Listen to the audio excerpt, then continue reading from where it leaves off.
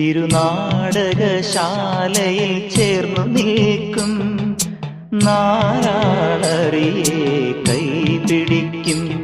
തിരുനാടകശാലയിൽ ചേർന്നു നിൽക്കും യമുനാ നദിയായി കുളിരലയിളകും നിലവിൽ അമ്പലപ്പുഴി ഉണ്ണിക്കണ്ണനോടു നീ എന്തു പരിഭവം മെല്ലയോതി വന്നുവോ.